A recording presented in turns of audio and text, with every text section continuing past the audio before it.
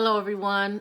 I am Dr. E. Michelle Mickens, the CEO of Live for Change, and I just wanted to hop on and connect with you. I know that many of us are in this peculiar situation where we're still adjusting to being at home, working from home. Some of us, this is nothing new. We're just fine tuning where we are. And so I just thought I would connect with you in some form or fashion, just to let you know that, especially from a leadership point of view, that you have somebody that's in your corner, that you have somebody that is praying for you, and that there's somebody who understands some of the challenges in making these types of adjustments. I don't know how long we're going to call this a crisis, but I do know that for now, this is how we're living. And I want to ask you so far, because it's been a month? How are you doing? First of all, have you made certain adjustments? Are you still trying to make the adjustments? And then what is your goal? Once all of this is over, once the crazies are over, what is your goal? What do you believe will be the outcome? One thing that many of us are saying is that things will not be the same when we return back to, and forgive me, my things are shaking as I'm talking, but things are not going to go back to the way that they were. And that's probably good, right? The name of my company is Live for Change. And literally, something has to change as we are living our lifestyle, the way that we operate and function. Things should be changing if we're growing. So what's going to be different about you as a leader when you return to whatever your expectations are going to be? Meaning return back to maybe your place of business, return back to working in an office space. Some of you all, I already know, you're going to work from home more. Some of you all like that remote working lifestyle. The flexibility is incredible. I do believe this. I believe that this is our time of opportunity. In the midst of all of the chaos, in the midst of all of the crisis, in the midst of all of the heartache, the pain, the disappointment, the anxiety, there is still opportunity. There's still a chance for us to grow and to come out better, especially if we do this intentionally. So I just want to focus from a leadership point of view. I want to focus on reliable. I mentioned before that B for real is an acronym, or the real aspect is reliable, ethical, authentic learner. And reliable, being a reliable leader, especially during times like these, is so desperately needed. Reliability has to do with how dependable you are, how well you're communicating to your teams, how well you communicate, period. And even how you speak up and show up, how frequently you're showing up. What are you saying when you show up? Are you encouraging your people? Are you giving them direction? Are you giving them insight? And then even before you have any kind of conversation with your people, how are you communicating with yourself? I know that I've said this before, and it's so critical. Self-talk impacts everything that we do. That's part of our mindset, because as we think, so we will speak.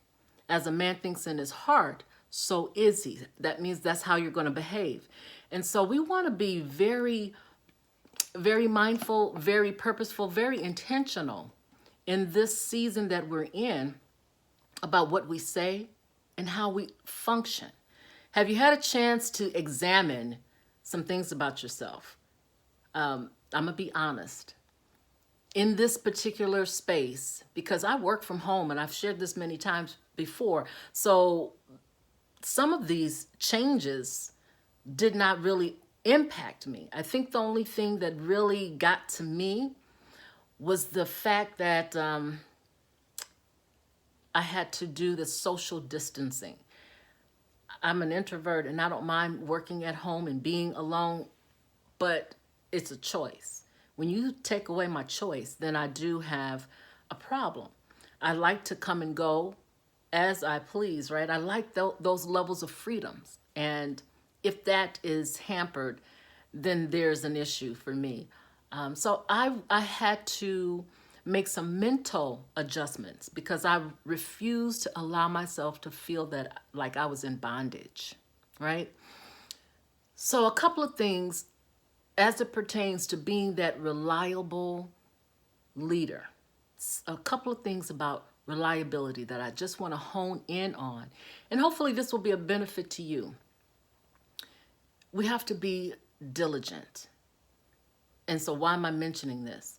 Reliability, being diligent, and being consistent. These are critical characteristics that actually shape us as leaders. And when you're in the midst of a crisis, who we really are shows up. The questions that I was asking earlier, the questions of who are we, how are we showing up, what's coming out of our mouths, and the mere fact of, are we diligent in what we do? And are we teaching our teams to be diligent? These are critical factors that's going to make the difference in your ability to keep moving forward, especially when you come out of the situation.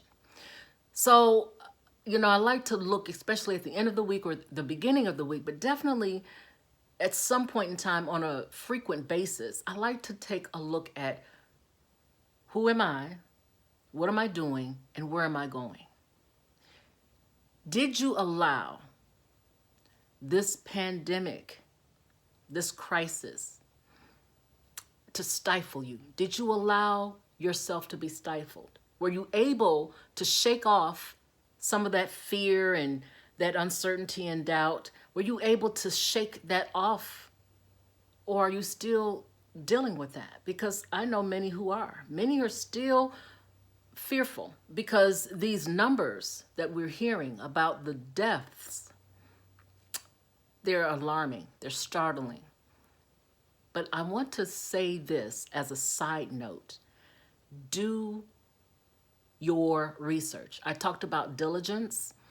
Due diligence is something that I really want to encourage you to do concerning COVID-19. This is not the channel, this is not my platform to go into any level of detail. But like with anything, I want to encourage you to research the thing out. Because you will see the truth is greater than reality. That's something that I say all the time. My truth, I always say my truth is greater than my reality. Truth is always greater than reality. So with that, be open to research and learn more about the origin of this pandemic. And that's all I'm going to say about that. But I want to just remind you, as I remind me, that we have to be diligent as we are calling or being reliable. And that means that we have to be intentional, we have to be purposeful, we have to be focused, and we can't allow the external chatter to be a distraction. Who we are and who we were when we went into this situation, we need to think about how and who we're going to be, how we're going to come out of it, and who are we going to be when we show back up into our whatever normal circumstances will be at that time. Am I making sense? I hope I am. Reliability is something that I really want to hone in on. How dependable are we? How well are we communicating to our teams, keeping them informed? And how are we taking care of ourselves? I'm not talking about self-care from the standpoint of, the hair, nails, and, because many of us aren't able to do that. I thank God I have a lot of options, so I'm not bound by the hair issues or makeup and nails. I take care of that myself, truly self-care, and it may look like it, but it's okay. But I am concerned about our heart, our spirit, our mind, our will, our emotions. So listen, I've shared this with you all before, and I want to share it again, that I have free tools. I have an incredible audio series. It's called the Bust the FUD series. You've heard me talk about this before. This is something that I needed for me. Quite honestly, when I think about, the reason why I put together the Bust the FUDs program, it's an audio digital program. I was trying to find a way to make it easy to access information, perhaps to listen to, but also to interact with a workbook. Something that's easy, that's going to help you address some challenges that you may be facing. Right? Fear, uncertainty, and doubt doesn't have to be a part of our DNA. It doesn't have to be a part of our lifestyle. These things show up, but they don't have to remain. Because if they remain, again, they shape and define who we are. And it impacts how reliable we can be. Because if you are fearful, for example, if you worry a lot, if you find yourself always putting out fires, there's always some urgent thing that's happening that keeps you alarmed or in a state of alarm, then you'll not be in a position to make sound decisions from a place of strength. Urgencies and crisis, although they come, they can weaken your ability to think clearly because of the state of mind that you're in. I was sharing with my team earlier today how important it is to not allow yourself to get distracted and to be at rest. Be at rest is not just sleeping, and we do need the physical rest, but our state of mind, we need to be at rest. There should be a calm, a peace about us, so that when these hiccups occur, when urgent situations occur, when there's something that needs our attention immediately, when it happens, we're not shaken by it. We're not disturbed by it. We recognize that, yeah, these things do happen, but at the core of who we are and what we're about, it shouldn't easily be disturbed, because we should have a central peace about ourselves. And that's what I'm most concerned about. I remember when I was like a deer caught in the headlights, and I had to deal with, it was a promotion for me that I didn't ask for. And I don't say that apologetically, but I do say that from the standpoint of preparedness. I didn't have a lot of confidence. Someone saw something in me that I didn't see in myself. And I was given an opportunity to step into a role of leadership that I used to actually make fun of. And I always say God has a sense of humor, because sure enough, it may have been maybe a year or so later, I was presented with this opportunity that I ignored. I pretended like, they weren't really talking to me.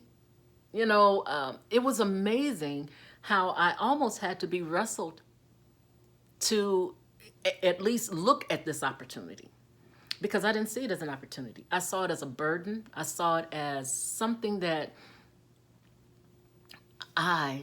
me in that role as an executive director, me in that role as president of, a company, for the longest, I didn't feel ready.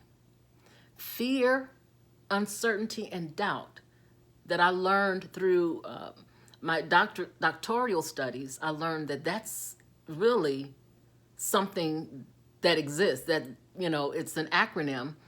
The FUD syndrome is a real thing, though. I didn't make that up.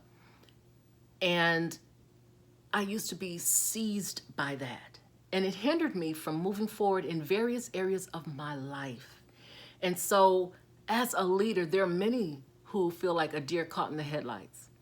You do a job well, and people recognize that you are dependable, you're reliable. They recognize that you have a good work ethic and that you learn quickly and you do things very well. When you put your mind to it, you do it. And they want to promote you. Often that's how people are promoted within an organization. But the other side to that is there isn't a lot of training that help prepare you mentally for that position. And I went through some training. I looked up training, right? Because it wasn't anything that was already set for me. And at the time, I was working for a small organization. And so they really didn't have a leadership development track.